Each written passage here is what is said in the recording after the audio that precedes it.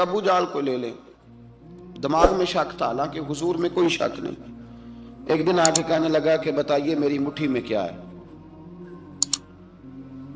تو نبی پاک صلی اللہ تعالی علیہ وسلم نے فرمایا اگر میں نے بتا دیا، کہنے لگا اگر آپ نے بتا دیا تو میں کلمہ پڑھ لوں گا۔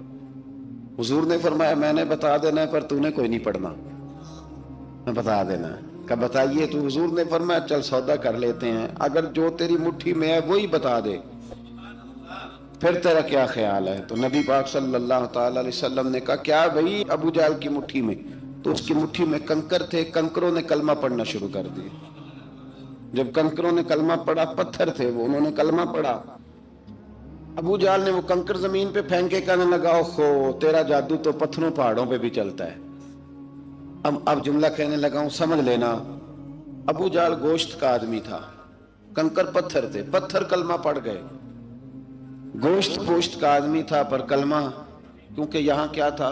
شک، اس نے آگے نہیں بڑھنے دی۔ گوشت پوشت کا شخص ہو کے پتھروں سے آگے نکل گیا، نبی پاک صلی اللہ علیہ وسلم کی خدمت میں آیا۔ بلکہ وہ جو یہودی والی روایت ہے اس کے پس منظر میں بھی بعض محدثین نے لکھا ہے، اس کو بھی اسی نے بھیجا، کہنے لگا جاؤ نبی پاک سے جا کے کہو اگر وہ درخت آپ کا کلمہ پڑھے تو میں بھی پڑھ لوں گا۔ درخت، اب درخت ہوتے تو جاندار ہیں پر کلمے تو کوئی نہیں نہ پڑھتے۔ درخت سے بھی تو انسانوں سے کلمہ پڑھنے کی بات، اگر درخت پڑھے تو میں پڑھ لوں گا۔ نبی پاک صلی اللہ علیہ وسلم دور بیٹھے تھے، درخت دور تھا، اور امام سیوطی علیہ رحمہ نے لکھا ہے درخت بھی کیکر کا تھا۔ نبی پاک صلی اللہ علیہ وسلم نے فرمایا اس یہودی سے کہ تو جا کے درخت کو کہہ کہ تجھے نبی پاک بلاتے ہیں۔ فرمایا میں گیا تو پھر تم نے کہنا جادو کر کے بلایا ہے۔ احتیاط بھی کی، ہر چیز آنکھوں کے سامنے رکھی، تو جا کے کہہ کہ تجھے بلاتے ہیں۔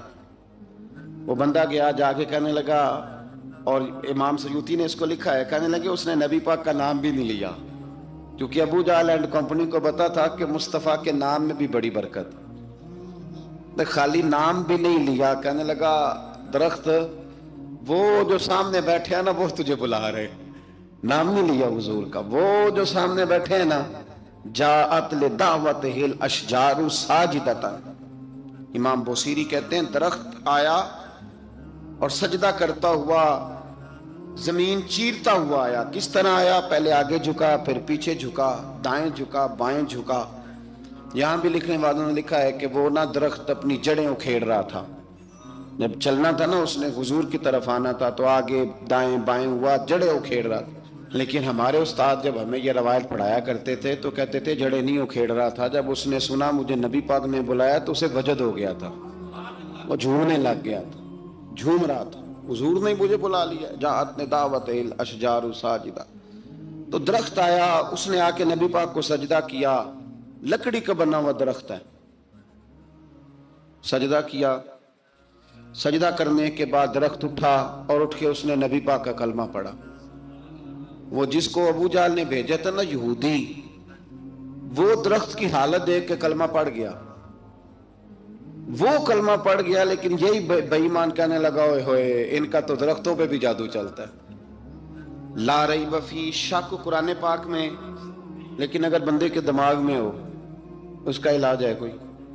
ادھر ہی شک بیٹھ جائے۔ کوئی سادی مثال دیتا ہوں کہ سامنے دیوار صاف ہو لیکن گرد اگر آئینے پہ پڑی ہو، دیوار صاف کرنی چاہیے کہ اینک کا شیشہ صاف کرنا چاہیے؟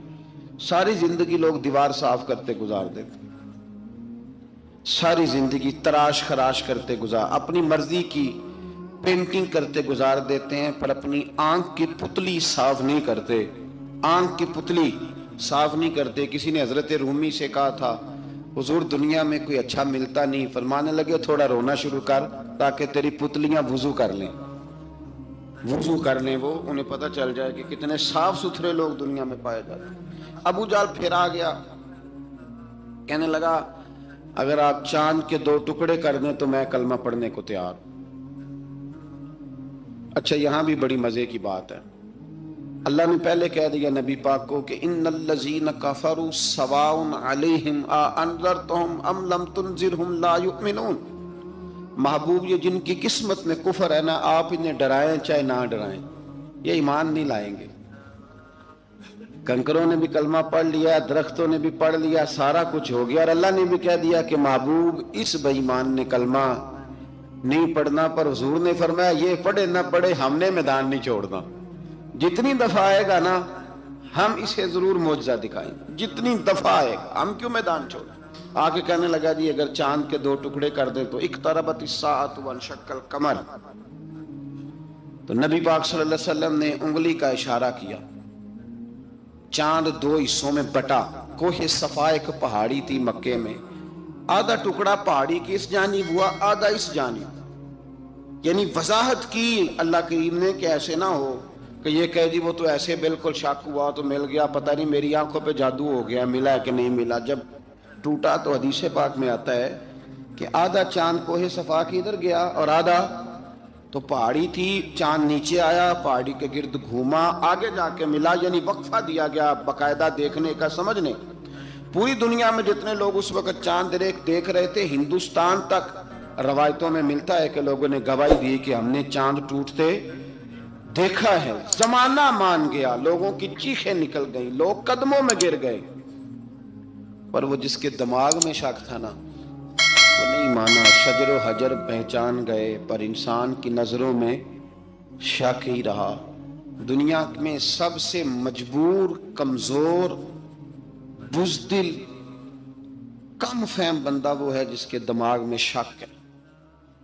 सबसे कम फहम आदमी, उसकी फिरासत रूहानिया जीरो है, वो एक नाकाम शख्स है। उसको किसी पे भी शक पड़ जाए, किसी पे भी। हमने देखा है जो औरत अपने मर्द पे शक करने लग जाती है उस घर का कोई इलाज ही नहीं होता। जो शिकवा करती है रोटी का, पैसों का, वो किसी दौर में मसला उसका हल हो जाता है। जो नाफरमान होती है उसका भी मसला किसी न किसी जमाने में हल हो ही जाता है। ये जिसको शक पड़ जाता है ना, शक, उसका मसला क़यामत की सुबह तक हल नहीं होता। अगर मर्द को शक पड़ जाए उसका मसला भी कभी जिंदगी में दोबारा हल, याद रखें। ये जो शुकूक व शुबहात है ना, कुरान पूरा शुकूक व शुबहात का इजाला करता है।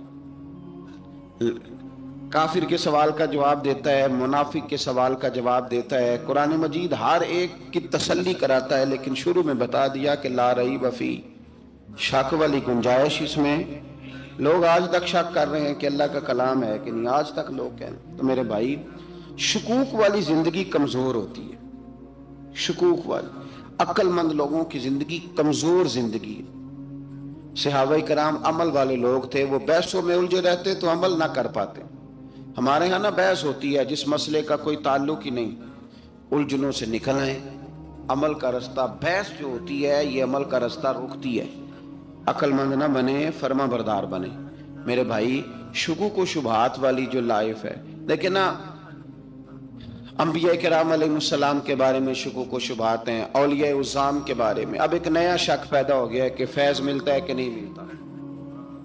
हमने फलाने वली को देखा नहीं, सारी जिंदगी उसका नाम लिया, फैज मिलेगा कि नहीं। गौस पाक को देखा नहीं, सारी जिंदगी कादरी कहलाया, फैज मिलेगा कि नहीं। ख्वाजा अजमेर को देखा नहीं, चिश्ती कहलाए, फैज मिला कि नहीं। साबर पिया को देखा नहीं, साबरी कहलाए, फैज मिला कि नहीं। ओ खुदा के बंदे, फैज वो चीज है जो नजर नहीं आती पर महसूस सबसे ज्यादा होती है। मिले तो हजरत अवैस करनी भी नहीं थे नबी पाक से, वो भी नहीं मिले थे, मुलाकात तो उनकी भी नहीं हुई थी। क्या कहोगे, मुलाकात नहीं हुई, लेकिन फ्यूज़ो बरकत का ये आलम है कि मेरे महबूब ने फरमाया वो दुआ करेगा तो अल्लाह मेरी उम्मत की बख्शिश फरमाएगा। तो आप हमारे सूफिया में एक सिलसिला अवैसिया है।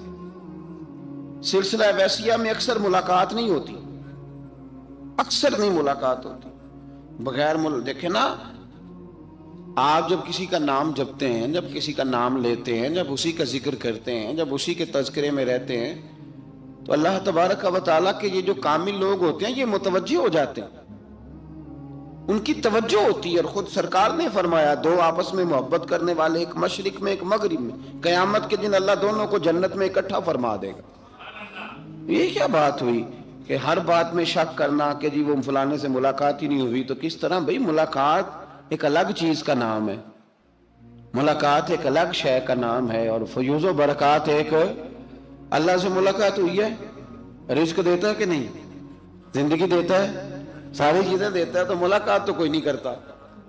تو اس لیے ہر چیز کو ٹھیک ہے، وہ جو جگہ جس جگہ پہ جو بات ہے اس کو وہاں رہنا چاہیے، لیکن یہ شکوک ہیں، ان سے باہر نکلیں، ان سے باہر آئیں۔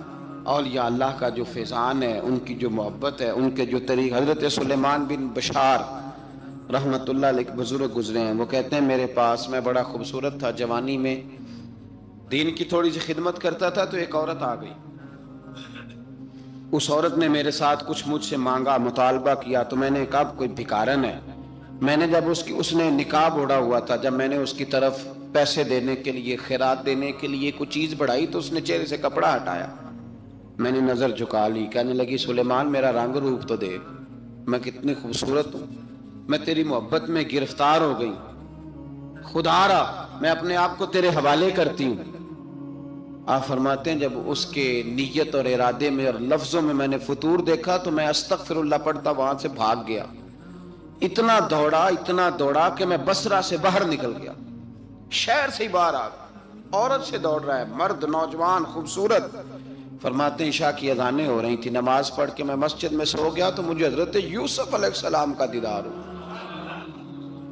جناب یوسف کہتے ہیں میں حضور کا غلام اور غلاموں کا غلام اور صدیوں بعد کا غلام، تو جناب یوسف علیہ السلام میری خواب میں آئے اور کہنے لگے اٹھ جوان، میرے سینے سے لگ، یار تو نے تو نبی پاک کا امتی ہو کے وہ کام کیا ہے جو میں نے نبی ہو کے کیا تھا۔ اب کام حضرت یوسف والا کیا تھا نا، تو صدیوں اور سالوں اور مہینوں کا فاصلہ بن سکا، تو وہ آ گئے۔ مسئلہ یہ ہے کہ شکوک و شبہات والی زندگی نقصان دیتی ہے۔